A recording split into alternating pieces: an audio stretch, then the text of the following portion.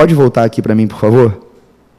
Bom, pessoal, eu escolhi uma questão de polinômios para a aula de hoje que não tivesse a ver com resolver equações polinomiais. Esse é um trabalho, né, que a gente já fez bastante, em geral os colégios fazem bastante, então tem um pedaço da matéria de polinômios aí que também tem que ser visto, né, que tem que ser revisado além do que está nessa questão aí, que é a parte que envolve o algoritmo de Brio-Ruffini, a parte que envolve as relações de Girardi, a parte que envolve o chamado teste das raízes racionais.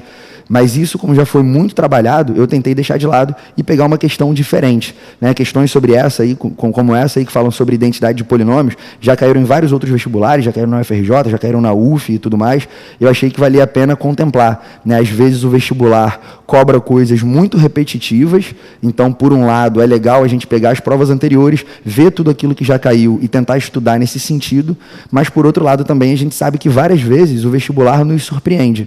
Então, cobra questões de matérias que até já caíram várias vezes, mas pegando pedacinhos que ainda não tinham sido contemplados. Se você olhar para os últimos 10 anos de prova da UERJ, por exemplo, não tem uma questão que fale sobre identidade de polinômios, o que não significa que isso eventualmente não possa cair. Certo, pessoal? Então, dito isso aí, está revisado o assunto polinômios, vamos passar para o próximo problema, e o tópico agora, famosíssimo também, né, o xodó da matemática aí no vestibular, uma questão sobre probabilidade. Está aí o enunciado da questão 3. Em um jogo, cada partida consiste no lançamento de uma moeda honesta até 10 vezes. Se o número de caras obtidas atingir o valor 5, você perde. Caso contrário, você ganha. E a pergunta é, calcule a probabilidade de você ganhar uma partida desse jogo.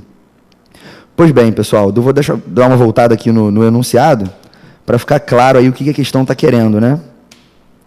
Tá aí. Bom, você joga uma moeda até 10 vezes. Repara que isso não necessariamente precisa acontecer. E o objetivo é contar o número de caras. Você vai olhando os resultados, né? E a aposta é a seguinte, para você ganhar o jogo, o número de caras não pode atingir o valor 5. Então, vamos escrever isso daí com calma, né? Eu ganho o jogo se o número de caras for 4 ou menos do que isso. E eu perco o jogo se o número de caras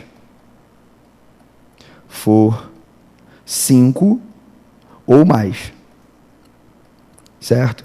Bom, como em todo problema de combinatória de probabilidade que envolve, né, lançamento de moedas, que envolve essa questão de cara ou coroa, a gente costuma fixar uma notação usando a letra K para se referir a cara e a letra C para se referir a coroa, né? Como tanto cara quanto coroa começam com C, então é normal a gente usar a letra K para uma das faces e a letra C para outra. Então, K para a gente aí vai ser cara e C vai ser coroa, e a probabilidade que a gente quer calcular é uma probabilidade um pouquinho complicada, porque repara que, na verdade, você ganha o jogo em várias situações diferentes. Então, se o número de caras for 4, você ganha, mas se for 3, você também ganha, se for 2, se for 1, ou até mesmo se não der nenhuma cara. Se todas as 10 moedas saírem coroa, você também ganha. Então, antes de entrar nas contas, é muito importante a gente digerir bem direitinho assim, né, a pergunta, porque aí começam a aparecer nela, né, os conectivos, e são eles que induzem o nosso raciocínio. Vamos escrever, então, vamos entrar nas contas. Aqui, ó. A probabilidade de você ganhar esse jogo, que é o que está sendo perguntado, é a probabilidade de você ter 0 cara e 10 coroas. Se isso acontecer, você ganha. Ou então, e essa palavrinha é extremamente importante, se der 1 cara e 9 coroas, você também ganha. Ou então, se você tiver 2 caras e 8 coroas, ou 3 caras e 7 coroas, ou ainda, né, na última possibilidade, 4 caras, perdão, deixa eu apagar aqui.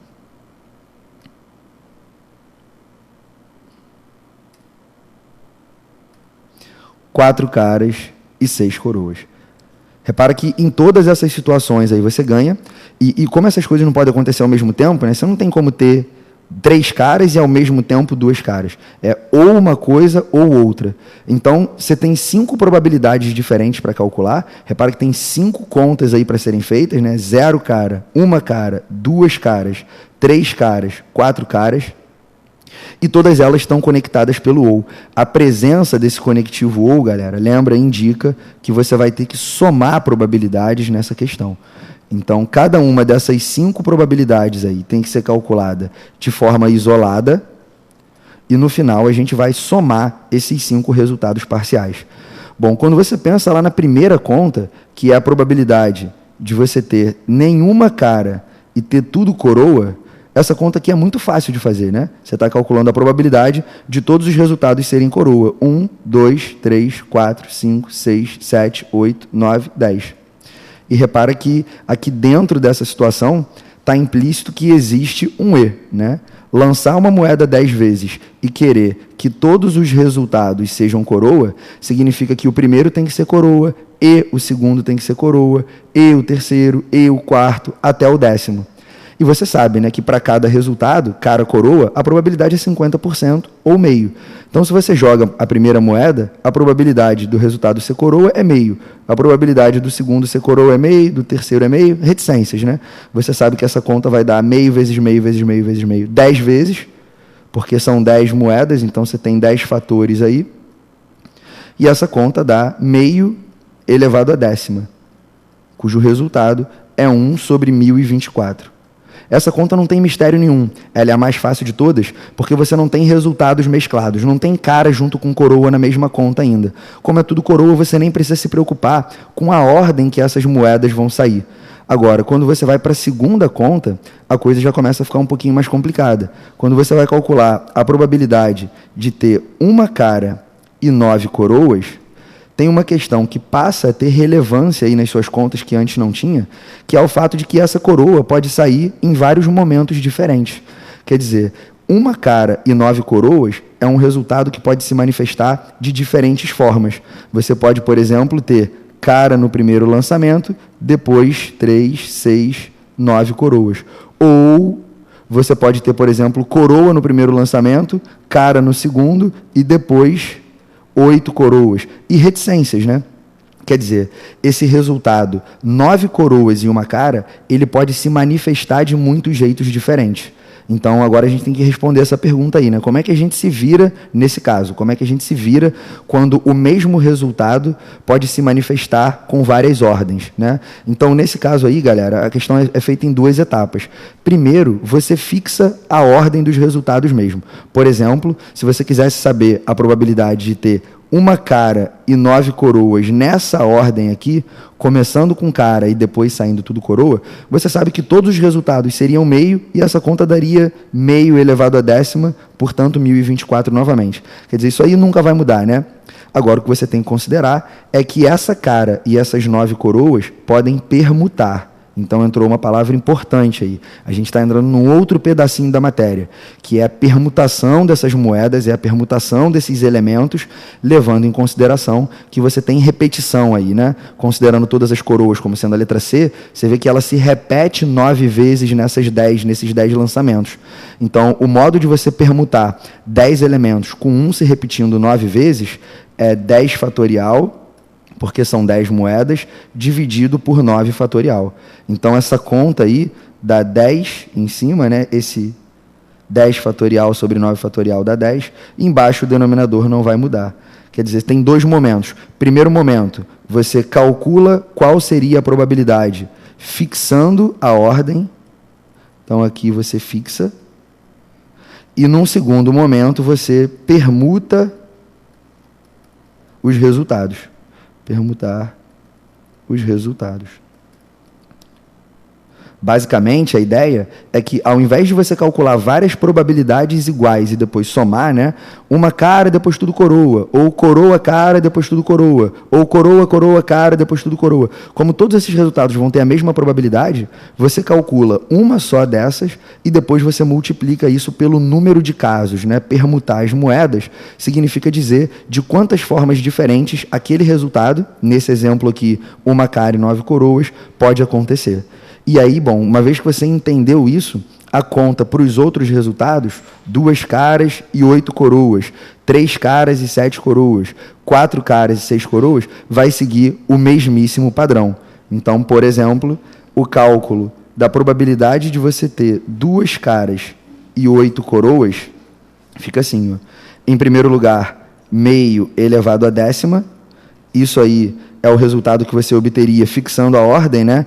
Cara, cara, coroa, coroa, coroa, coroa, coroa, coroa. Então tá aqui, ó. Você fixa a ordem só para pensar. Essa conta daria meio elevado à décima. Só que lembra que depois você tem que pegar essas moedas e permutar. De novo, o numerador é 10 fatorial, porque são 10 moedas, só que agora o denominador mudou por causa das repetições. Ao invés de você ter uma moeda repetindo 2 vezes, uma vez e outra repetindo 9, você tem uma repetindo 2 vezes e a outra repetindo 8. Então, esse 10 fatorial aí é sobre 2 fatorial vezes 8 fatorial. Repara que isso aqui nada mais é do que o 10 escolhe 2. Né? Essa conta aqui dá 45. Se você quiser saber como é que faz essa conta, eu vou fazer aqui bem no cantinho da direita. Ó. O 10 fatorial sobre 2 fatorial vezes 8 fatorial é 10 vezes 9 vezes 8 fatorial. Você interrompe, né? Você para de abrir o fatorial quando você encontra algo que pode ser simplificado embaixo. Aí lá embaixo você tem o 2 fatorial e o 8 fatorial. Esse 8 fatorial corta, e aí a conta dá 90 sobre 2, que é 45. Tá vendo? Então, essa segunda conta aí, no final das contas, deu 45 e depois, né, sobre 1024, que é esse 2 à décima que está ali no denominador. Então, repara que a gente já fez 60% do trabalho. Né? O 0 cara, 10 coroas já foi, 1 cara, 9 coroas já foi, 2 caras, 8 coroas já foi. Ainda falta a gente fazer a conta para o caso em que são 3 caras e 7 coroas, mas aí você já pescou qual é o padrão, fixando a ordem cara, cara, cara, 2, 3, 4, 5, 6, 7 coroas. A conta dá de novo meio elevado à décima, a probabilidade é meio para cada moeda, e na hora de permutar, isso dá 10 fatorial sobre 3 fatorial vezes 7 fatorial. Se você for ali no cantinho para fazer essa conta, o 10 fatorial sobre 3 fatorial vezes 7 fatorial dá 10, 9, 8, para no 7. Opa, errei aqui.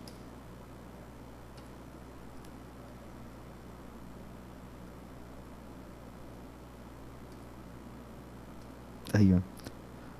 Para no 7 fatorial, porque ele simplifica. Esse 3 fatorial aqui dá 6, né? Então, ó, 9 vezes 8 dá 72, sobre 6 dá 12, e esse 12 vezes 10 aí dá 120. Então, essa nuvenzinha aqui, ó, da permutação das moedas tem resultado 120, portanto, a conta dá 120 sobre 1024. Eu não vou simplificar nada agora não, né? Porque no final, como a gente vai juntar essas respostas todas, então deixa todo mundo sobre 1024 mesmo. E a última das contas é a probabilidade de você ter 4 caras e 6 coroas. Tá aí. Bom, de novo, né? Fixando a ordem. 1, 2, 3, 4 caras. 1, 2, 3, 4, 5, 6 coroas. Isso dá meio elevado à décima. E depois, permutando as moedas, você tem 10 fatorial sobre 4 fatorial vezes 6 fatorial.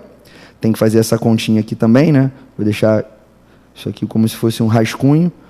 O 10 fatorial sobre 4 fatorial vezes 6 fatorial dá 10, 9, 8, 7, 6 fatorial.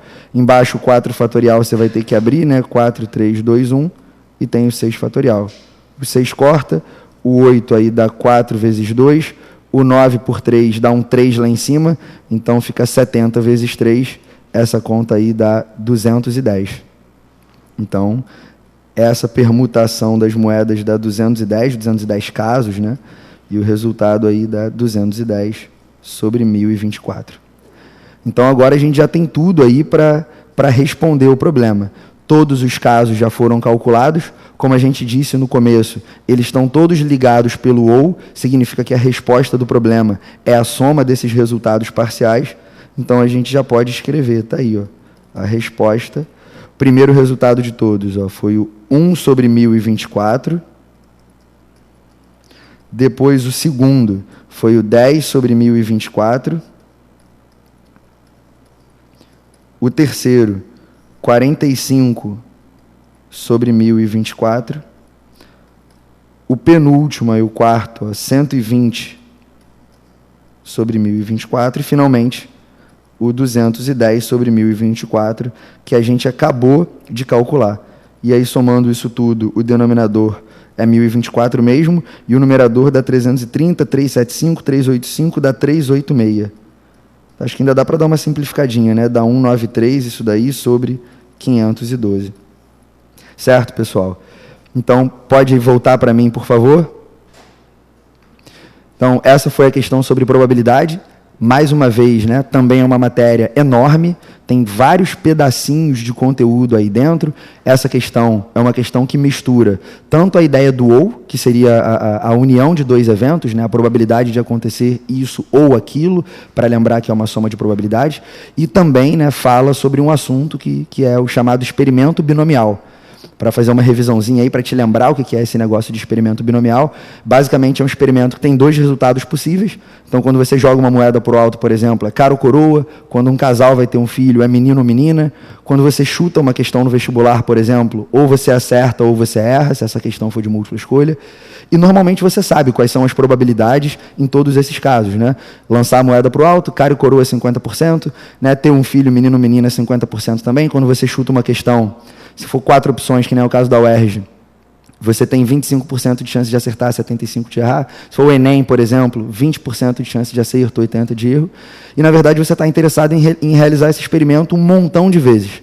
Então, nesse caso aqui, por exemplo, você não vai jogar a moeda uma vez só, você vai jogar a moeda 10 vezes. E aí você quer saber, né, qual é a probabilidade de você ter tantos resultados de cada tipo, tantas caras, tantas coroas. Essa questão aqui é uma questão típica de segunda fase, porque ela foi um pouquinho mais complexa, né? Na verdade, o cara não perguntou só qual é a probabilidade de você ter 3 caras e 7 coroas, por exemplo. Foi uma pergunta em que você teve que considerar vários casos diferentes e fazer um monte de contas do mesmo tipo para poder dar a resposta do problema. Mas lembra aí que, em termos de probabilidade, você ainda pode ter questões falando sobre o E, quando você tem a probabilidade de eventos simultâneos ou sucessivos, né? A probabilidade de acontecer o evento A e o evento B. Você também tem questões envolvendo aquela parte de eventos complementares, que é quando você faz a soma das probabilidades igual a 1, quando você resolve o problema ao contrário, lembra? Você usa o fato de que a probabilidade de alguma coisa acontecer é 1 menos a probabilidade dessa mesma coisa não acontecer. Então, eventualmente, tem questões sobre probabilidade que perguntam qual é a probabilidade de um certo evento ocorrer. E quando você encara esse problema de frente, é muito difícil fazer a conta. Então, você dá uma esquivada, né? Parece que você está fugindo, mas, na verdade, é assim mesmo que você vai resolver. Você calcula a probabilidade desse mesmo evento não acontecer. E aí, se, por exemplo, a probabilidade de não acontecer, se for 20%, a probabilidade de acontecer é 80%. Né? E tem outras coisinhas aí dentro também. Você pode ter probabilidade envolvendo áreas, vale lembrar desse conceito também, em que você usa área favorável sobre área possível, né? E não casos favoráveis sobre casos possíveis. Então, também é uma matéria aí enorme, tinha que escolher alguma coisa para poder passar para vocês, e eu dei uma postada aí nos experimentos binomiais e no OU. Fechado, pessoal? Então, agora vamos para a nossa quarta e última questão. É a questão mais difícil de todas, é uma questão que fala sobre binômio de Newton. Pode jogar aí para mim na tela, por favor. Tá lá, começa com um poema do Álvaro de Campos, dizendo: o binômio de Newton é tão belo como a Vênus de Milo. O que há é pouca gente para dar por isso. E aí tem um... que é o vento lá fora, né? Falando sobre o fato de que na matemática as coisas são belas também, mas o problema é que nem todo mundo se dá conta, nem todo mundo estuda o suficiente, conhece o suficiente de matemática para apreciar a sua beleza, né? Bom, agora vem o enunciado. Um capital é aplicado por 12 anos e 6 meses a juros compostos de 0,5% ao mês. Ao final desse período, o rendimento acumulado será igual, inferior ou superior a 100%, e você tem que justificar a sua resposta. Quer dizer, eu falei que a questão era sobre binômio de Newton, o enunciado começou falando sobre binômio de Newton, mas até agora está parecendo que essa questão aí é uma questão de matemática financeira. Capital, aplicado por tanto tempo, a juros de não sei quanto, falou aí sobre juros compostos, a pergunta é sobre rendimento acumulado, então a gente vai ter que dar um gás aí um pouquinho, né? Vai ter que entrar mais nesse problema para ver como é que ele se conecta com esse negócio, com essa ideia de binômio de Newton. Pois bem, vamos começar a colocar os dados aí, né? Então, o que a questão falou é que você tem um certo capital C e não foi informado qual é o valor desse capital, você tem uma certa grana, que você coloca para render com uma taxa de juros, que é I igual a 0,5% ao mês. Olha, 0,5% nada mais é do que 0,5 sobre 100. Né? Em termos nominais, se você fizer essa conta, isso é 0,005. É 5 milésimos, né? Que pode ser simplificado como 1 sobre 200. Eu estou escrevendo essa taxa de juros aí de várias formas, porque a gente vai usar isso depois nas contas. Então, entendeu, né? Esse 0,5% é 0,5 sobre 100, fazendo a conta, isso é 0,005, é a mesma coisa que 5 milésimos e simplificado dá 1 sobre 200. Essa é a taxa de juros. A questão falou que você deixa a sua grana rendendo por 12 anos e meio, é isso mesmo o dado, né? O número é grande, 12 anos e meio, e por uma questão de compatibilidade entre a taxa de juros e o tempo, como a taxa de juros está dada ao mês, né, 0,5% ao mês, então esse tempo também tem que ser dado em meses. Esse 12 anos e meio aí é a mesma coisa do que 150 meses. Certo? Cada ano tem 12, você faz 12 vezes 12 aí dá 144, mais meio ano são 6 meses. Então, no total, você tem 150. Né? E, bom, você sabe que quando você tira a sua grana de uma aplicação financeira, você deixa o dinheiro rendendo lá na poupança. Quando você coloca, ele é o seu capital, é o seu investimento inicial. A grana rende. Quando você tira mais à frente, você já dá outro nome, né? Você não chama mais aquela grana de o seu capital. Você chama essa grana de montante. Então, M é o montante.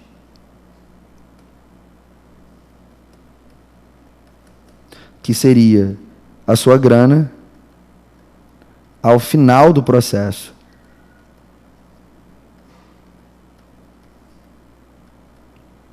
Então, bom, qual foi a pergunta mesmo? Você lembra? Se você pega o seu capital, bota para render numa poupança com juros de 0,5% ao mês, esses juros aí são compostos, e você deixa a sua grana lá por 12 anos e meio. A pergunta é, será que você consegue ter um rendimento maior do que 100%? E aí, bom, vamos conversar sobre isso, né? O que significa render 100%? Render 100% significa render exatamente aquilo que você colocou. É você botar, por exemplo, R$1.000, o seu rendimento ser de R$1.000 e no final do processo você ter R$2.000. Em outras palavras, render 100% significa dobrar. É isso, né? Tá aí, ó, render 100% é o mesmo que dobrar. Então, agora dá para a gente começar a entrar um pouco mais nas contas. Tem uma fórmula em matemática financeira que reúne todas essas variáveis que estão aí. Né? Você escreve que o montante é o capital vezes 1 mais a taxa elevado ao tempo. Né? Nesse caso aí, o montante dá o capital, é literal mesmo, você não sabe o valor, sobre 1 mais 1 sobre 200 é a taxa, lembra da continha? Era 0,5% ao mês, mas você vai transformando e no final das contas ela pode ser escrita como 1 sobre 200. E esse tempo aí é de 150 meses. Lembra qual é a pergunta? Você quer saber se esse montante vai ser maior, vai ser igual ou vai ser menor do que o dobro do seu capital. É aí que está a questão. Lembra que render 100% é o mesmo que dobrar. E aí, se você escrever esse montante que está aí segundo essa fórmula, está aí, né? O montante é o capital, vezes 1 mais a taxa, elevada ao tempo, e você quer saber se isso é maior ou não. Vou deixar só o maior aqui, tá? Se isso é maior do que o dobro do seu capital inicial. Será que a grana dobra, sim ou não? Né? E como esse capital aí pode ser cortado, dá para ver que a questão não depende de quanto dinheiro você tinha no início. Então, enxugando todo o problema, tirando todo o contexto, olhando só pura e simplesmente para a matemática, o que está sendo perguntado aí é, será que essa conta 1 mais 1 sobre 200 elevado a 150 tem resultado maior do que 2? Essa é a grande questão. E, bom, por que isso é uma questão difícil de responder? Repara que o expoente desse produto notável que está do lado esquerdo é muito grande, né? O que a gente aprende de produtos notáveis no colégio é calcular coisas do tipo A mais B ao quadrado, A mais B ao cubo. Essa conta aí, ela não é nada fácil de fazer. Você, eventualmente, até poderia desconfiar, caso eu não tivesse dito logo de cara que isso aí é uma questão sobre binômio de Newton, você poderia desconfiar que isso aí é uma questão de log. Querer colocar, por exemplo, log dos dois lados, e aí derrubar esse expoente 150 e começar a resolver por aí. Mas repara que você precisaria ter valores dados. Você precisaria do log de 2, esse log aí de 1 sobre 200 é o mesmo esquema. Então não dá para fazer essa questão se o enunciado não fornecer para você os valores de certos logaritmos. Então aqui não é mesmo para botar log dos dois lados. O problema é que você tem que fazer essa conta mesmo.